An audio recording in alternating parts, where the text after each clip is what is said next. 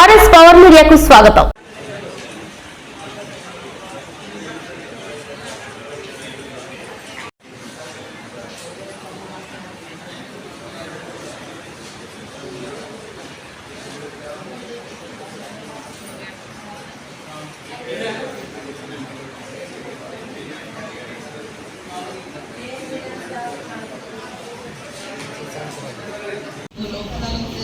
గురించి ప్రత్యేకంగా కొత్తగా చెప్పాల్సిన అవసరం అయితే లేదు.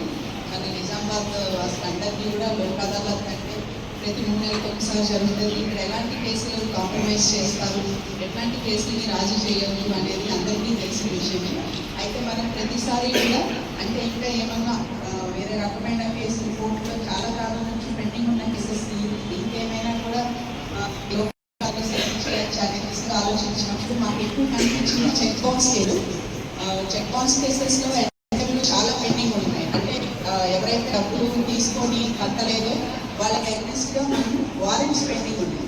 ఆ కేసులు చాలా సంఖ్యలో మన దగ్గర పెండింగ్ ఉన్నాయి. కాబట్టి ఈసారి ఒక ప్రయత్నం మొదలుపెట్టాము. ఏంటంటే మా పిఎల్బీస్ ద్వారా ఈ ఎంపీడబ్ల్యూస్ పెండింగ్ ఎవరికైతే ఉందో వాళ్ళకి మామూలుగా పిఎల్ఎస్ఏ నుంచి నోటీసులు పంపించి పిఎల్బీస్ని పంపించి వాళ్ళతో మాట్లాడించడం జరిగింది. ఎందుకంటే చాలా కేసెస్లో ఒకసారి ఎంతో కొంత పేమెంట్ కూడా అయిపోతుంది. అంటే డబ్బులు తీసుకున్న వాళ్ళు ఇచ్చేసి కూడా ఉంటారు. కానీ ఎక్కడో దగ్గర ఇంట్రెస్ట్ దగ్గర లేకపోతే మొత్తం పూర్తిగా రాయడం కేసు అలా పెండింగ్ ఉంటుంది. కోర్టు నుంచి వారెంట్ ఇష్యూ అవుతుంది. ఈ డబ్బులు కట్టేసిన వాడికి వారెంట్ ఉంది కాబట్టి నేను మళ్ళీ కోర్టుకు వెళ్తే నన్ను అరెస్ట్ చేసి జైల్లో పెడతారేమో అన్న ఒక భయంతో వాళ్ళు కోర్టుకు రాకపోవడం జరుగుతుంది. అట్లాగే కొంతమంది విదేశాల్లో ఉద్యోగరీత్యా విదేశాల్లోకి వెళ్ళిపోయిన వాళ్ళు ఉన్నారు. అట్లాంటి వాళ్ళు అక్కడి నుంచి రాలేని పరిస్థితి ఉంది. కాబట్టి ఈ ఇట్లాంటివన్నీ మేము పికప్ చేసి ఈసారి నిన్న ఒక కేసు కూడా సెటిల్ చేయడం అని మానసిక బాధ కూడా ఉండదు. సో ముందు మనసుకు ప్రశాంతత వచ్చేస్తుంది. కాబట్టి అందరూ కూడా ఈ లోక్ అదాలత్ని వినియోగించుకొని రాజీ పడదగ్గ కేసులు ఏమైనా ఉంటే రాజీ చేసుకోవాలని కోరుకుంటున్నాం. అట్లాగే నిజామాబాద్, ఆర్మూర్, మోదక్ ఈ 3 దగ్గర కలిపి మొత్తం మనం 12 బెంచెస్ ఏర్పాటు చేయడం జరిగింది. సో అట్లాగే కొన్ని కేసెస్లో కొంతమంది వేరే దేశాల్లో పనిచేస్తున్నారు. నిజామాబాద్ జిల్లా న్యాయ సేవాధికారి సంస్థ తరఫున మనం నేషనల్ లోక్ అదాలత్ అనేది నిర్వహించడం జరుగుతుంది. ఈ నేషనల్ లోక్ అదాలత్లో ప్రతి 3 నెలలకు ఒకసారి కూడా నిర్వహిస్తున్నాము.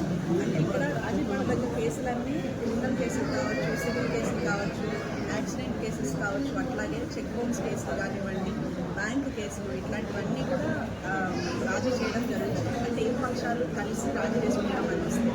లేదు మీరు మా వైపు నుంచి మేము రాజీ చేసుకుంటాము అని అంటే కనుక మీరు మా న్యాయ సేవాధికారి సంస్థని సంప్రదిస్తే మేము 2వ వర్గం వాళ్ళకి కూడా నోటీసులు పంపించి వాళ్ళని కూడా పిలిచి ఇక్కడ ఇరు పక్షాలను కూర్చోబెట్టి మాట్లాడి ఆ విషయం ఏదైతే ఉందో అది క్రిమినల్ కేసు కావచ్చు, ఊటగాన కావచ్చు, ఏదైనా సరే సెటిల్ చేయడానికి ట్రై చేస్తాము.